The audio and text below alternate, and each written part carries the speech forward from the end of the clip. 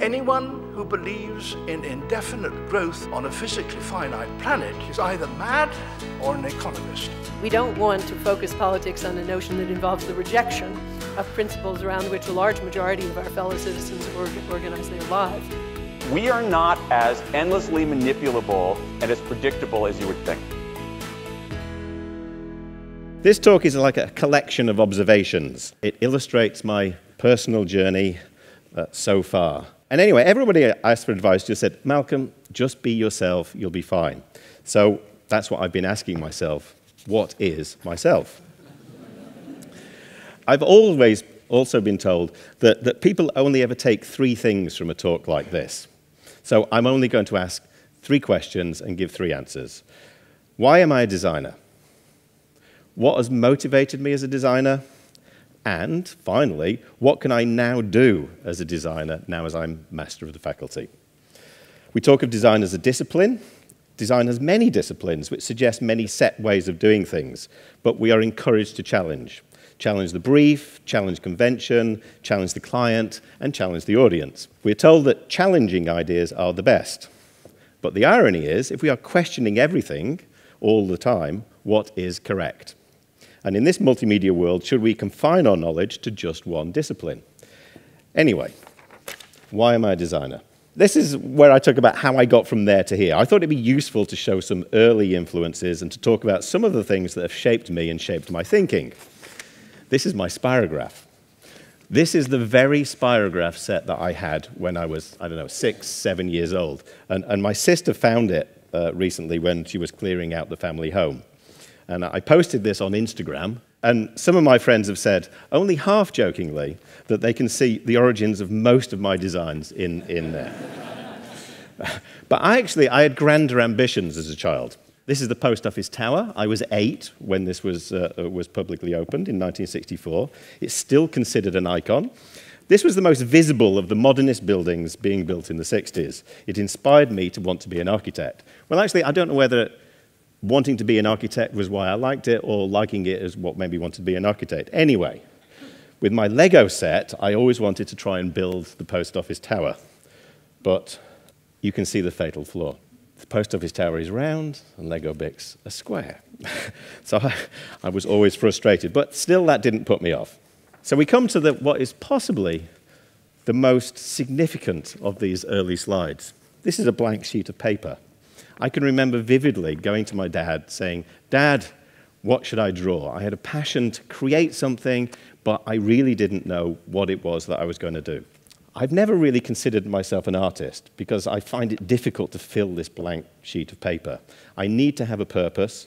I need to find the correct use of creativity. I can't get started until there's a job to do. So this is the kind of usually where I start. I call this kind of word games in pictures.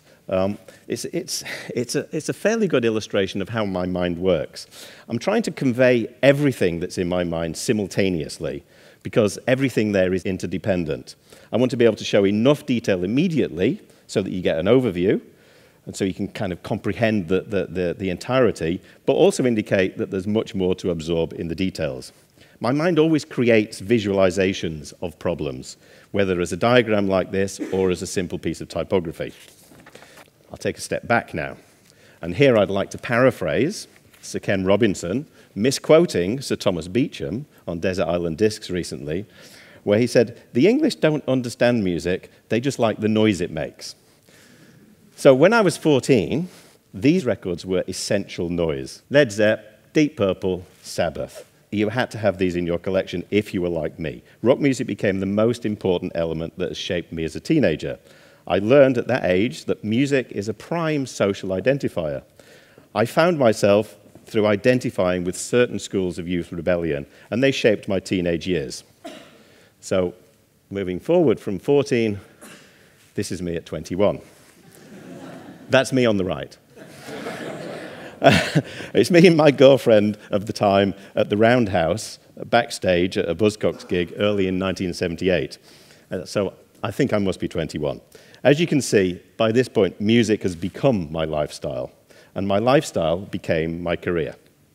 This poster kick-started my career. It's a poster I designed and printed while still at college. I was still in my second year on a graphics degree course at Manchester Poly, done for some friends of mine who happened to have a band. And from that point, early in 1977, what followed was years and years of work in the music industry. At first for other friends with bands, and then many more introductions from the record companies that they worked with.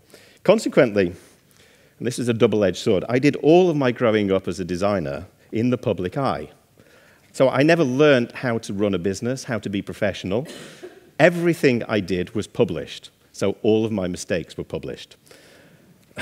But the curious effect also was that many of my sleeves from that period are now regarded as iconic works for a certain generation, including this one from 1980. I spent a lot of time in the 80s working with bands, sort of trying to escape the music industry almost. It was kind of shaping me, but I kind of felt I needed something more.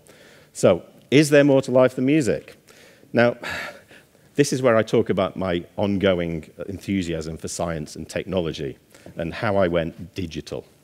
We are shaped by what we grow up with, and I grew up surrounded by heavy industry, but ironically, in the middle of the mid-Cheshire countryside. Industrial installations like this one, now derelict, I photographed this sometime last year, were literally at the end of my road. But at the other end of the road, quite literally, were fields full of dairy cows, because I was right in the heart of the Cheshire dairy industry. So it's kind of no wonder that I'm somewhat schizophrenic, with an interest both in technology and a care for the planet. But out of this, out of the grey industrial landscape, I found something bright and inspiring. Because where I grew up, everything was owned by ICI. After the war, my parents were offered a house and a job in order to get them to move from their hometown of Liverpool and work in the chemical industry for ICI. My dad worked for ICI, my sister worked for ICI, my brother worked for ICI. I didn't work for ICI, but I was inspired by ICI. And only recently I was delighted to realize that this ICI logo was designed by another RDI, Samisha Black. I thought I should also show this because I've always been a futurist at heart. As a child, I avidly devoured science and innovation, but as portrayed in popular culture. Supercar, Fireball XL5, Stingray, Thunderbirds, James Bond, The Man from U.N.C.L.E., The Avengers, Danger Man, the list goes on. I kind of devoured it. The world of tomorrow has always been something on my mind, and so the opening sequence of Stingray proclaiming anything can happen in the next half hour has remained an inspirational thought. Jumping ahead, being an enthusiastic futurist somehow naturally led to this. Now what this is an article I wrote for a design magazine early in 1992. This is 2 or 3 years before the World Wide Web began to make its mark, and it was written as a response to critics of computers in design. It was an attempt to drag the design industry, then very resistant to anything to do with computers, into the 21st century. It poses questions about the role of digital publishing, many of which are being addressed and answered only now, 20 years later. So, asking the question, the book is dead, it started a campaign for digital. And I wrote lots of articles, gave lots of talks, made lots of presentations. These are just a few of the snapshots of that.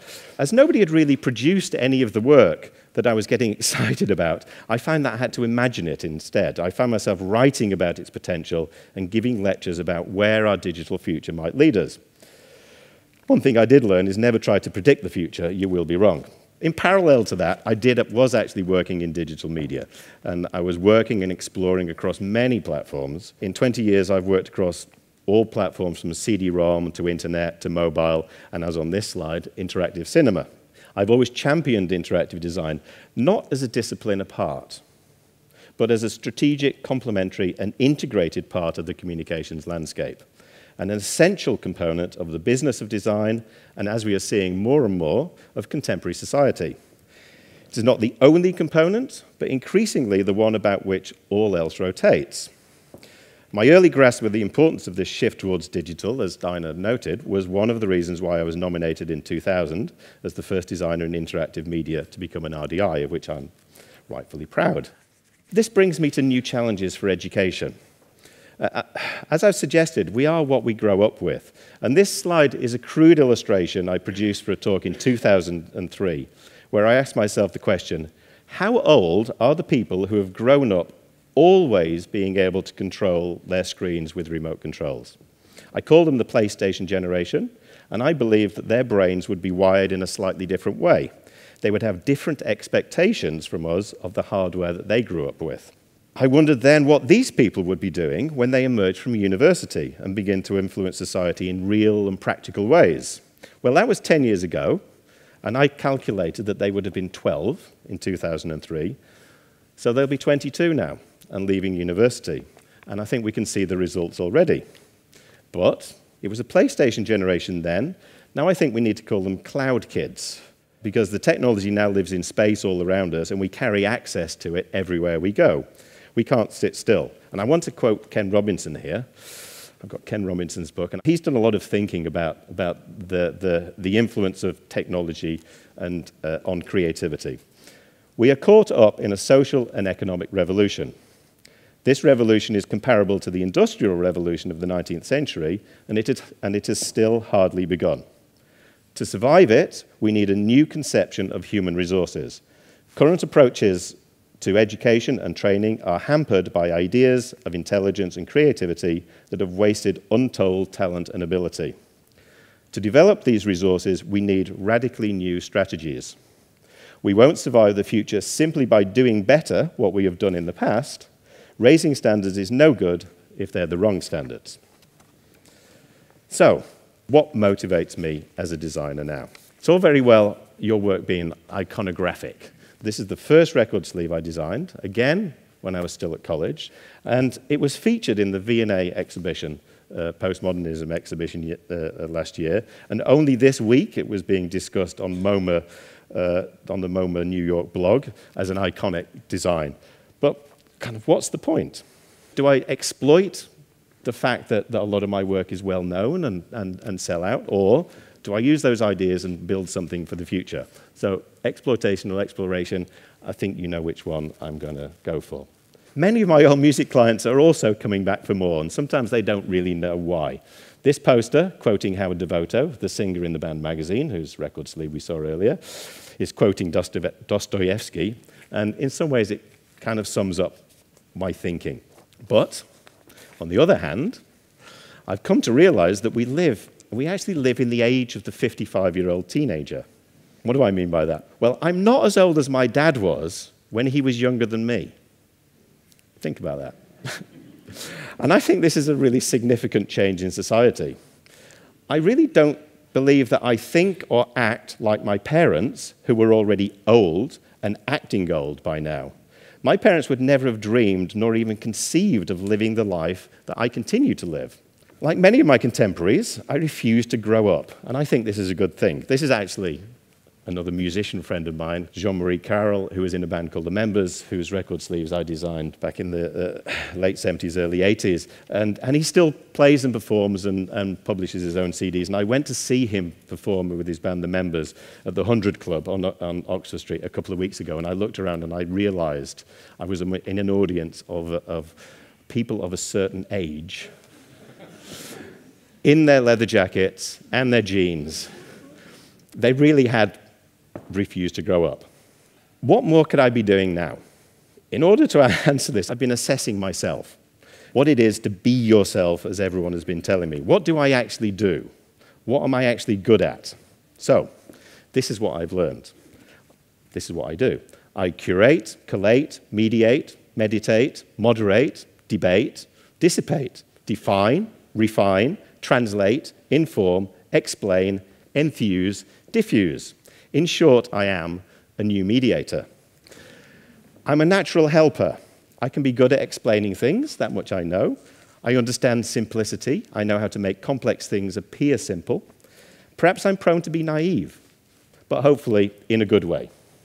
So what do I actually do already? This is where I have to say what a wonderful person I am, so apologies for that. I've played an active role in education for over 2 decades. I've been involved at student, parent, faculty, industry, and now city council level. I've worked at every educational level, from primary through tertiary to postgraduate to professional training. I've had a variety of involvements with various professional bodies in the UK and abroad. I sit on committees, I judge awards, I advise businesses, I talk to the public. What I want to talk about is one of the most rewarding things that I currently do. Most recently, I've been working with Manchester School of Art. And this is very personal to me because this is where I studied graphic design back when it was Manchester Polytechnic. And in 1984, I gave an internship to a young Manchester Poly student called David Crowe. He is now Dean and Pro-Vice-Chancellor of what he has recently renamed the Manchester School of Art. And this year, the school is celebrating its 175th anniversary.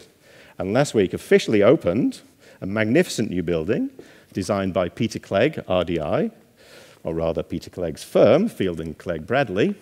Manchester is the oldest school of art in the country, after the Royal College, and I'm proud to be part of that heritage. More recently, I've been external moderator for the past 5 years.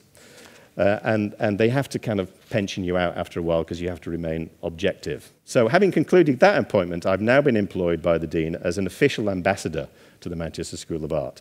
And one of my tasks this year was to co-curate what became the Design Manchester Festival. It was intended to be a single event to coincide with the opening of the building, but it turned into a week-long series of events, and with Mancunian directness, what else could it be called but Design Manchester? Amongst the events was included the conference in the town hall, a magnificent building, itself built to celebrate design and industry at a time when Manchester was seen as, if not the centre of the world, certainly the heart of the Industrial Revolution. I set the theme of longevity as the theme for the conference, and I believe in design that should last. The list of speakers we attracted was fantastic, and you'll see some of them up there on the screen. I was also delighted that Nat Hunter and Mark Shaler from the RSA accepted my invitation to come and talk about their Great Recovery project and to bring some shocking reality amidst the celebration of design to the day's events. For years, I've been collecting everything, actually. I never seem to be able to throw anything away. And so my collection of books, toys, ephemera, and even my clothes, not the ones I'm stood up in, of course, as part of the ongoing program at the School of Art. And as another practical way of giving something back, I've begun to donate this vast collection to the library, the university library, as a resource for design students. I now find myself in this new context as master of the faculty. It feels like this is a new beginning, and it's a time for some exploration and some action. As I've said, throughout my professional life, I've been gathering more and more industry roles and responsibilities, working with many professional bodies, each of whom represent different aspects of the industry. Now is the time to try and make some sense of this and to try to coordinate these previously disparate initiatives. I have a perhaps naive idea to help bring together and exploit their commonalities, a council of design, if you like, but with the faculty as the facilitator. I think there is the clear opportunity to put the RSA, through the faculty, at the centre of a conversation between these professional bodies. With this in mind, I'm also delighted to be able to contribute to the new RSA strategy, which has a focus on public service and communities, learning and creativity, promoting arts and creativity, enterprise, design, and manufacturing. So I think there's time for a breakthrough. As a kind of example, the DEC, the Disasters Emergency Commission, represents 14 UK aid agencies. Its objective to quickly spring into action and call on any of these partners for appropriate responses in any situation. We need a kind of a DEC for industry bodies that represent design. They have individual aims, but with overlapping remits. Can I help them work together for a common purpose, or for common purposes? I'm aware that this is not a new idea. Others have engaged in a similar quest in the past, and conversations have taken place over a number of years. I would like now to be part of those conversations. Informally, I've already had expressions of support from many of the bodies, but it's probably too early to name them. Suffice to say, I am already encouraged. What I think is the new opportunity here is that the faculty does not have a competitive agenda, yet it is an absolute powerhouse of the finest designers on the planet. So I'm excited to have been elected to represent that body and to be able to carry their weight and draw on their expertise to help me to do this. As a start, I am to be appointed, along with one or two other RDIs and RSA staff, to the Associate Parliamentary Design and Innovation Group. I had to write that down in order to remember it. But they can advise and influence government policy. So, in conclusion, this talk was not about facts and figures and processes, but it's about passion, engagement, commitment, and purpose. In answer to my 3 questions, why am I a designer? Because I've always been more interested in other people's problems than my own. What motivates me as a designer? I like to think beyond the transient, the ephemeral, or the disposable in design. I also want to think beyond the icons and personal milestones. So what more can I now do as a designer? Well, hopefully I can use this unique opportunity to do something useful for the industry and to put the RSA and the RDIs at the core of a powerful initiative for design. For me, I hope to now fill my blank sheet of paper in a different way. For me, it's a new beginning.